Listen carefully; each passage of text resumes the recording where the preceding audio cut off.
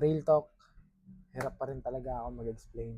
After kahapon, after ko i-post yung video ko about being embarrassed na hindi ko ma-explain yung sarili ko, na-realize ko na hindi pala siya one-time realization lang. Hanggang ngayon, struggle ko pa rin siya. So today, sinabi ko sa sarili ko na hindi ko na siya iiwasan. Ipapractice ko na talaga to. Simple lang naman yung gagawin ko eh. Mag-video lang naman ako, makikipag-usap sa camera, at sasabihin yung mga nasa isip ko or yung nasa thoughts ko. Pero honestly, ang dami ko pa ring stops, ang dami ko pa ring pause. Minsan nawawala pa rin ako sa mga sinasabi ko. Pero sadyang kaya lang talaga natin siyang i-edit sa CapCut para hindi siya ganun ka-boring pag pinapakinggan nyo. Kasi pag hindi ko siya pinutol-putol, hindi ko siya baka ma-bore ka and then hindi mo natapusin yung video.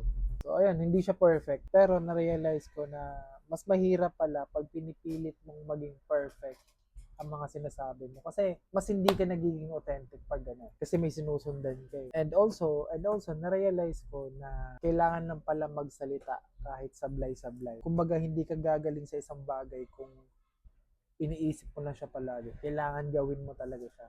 So, yun yung ginagawa ko ngayon. Kahit hindi pa ako magaling, gusto ko lang siya i-execute. Kasi nga, eto na yung pinaka-practice eh.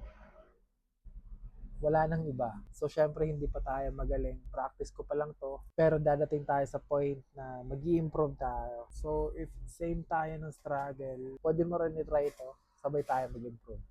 Yun lang.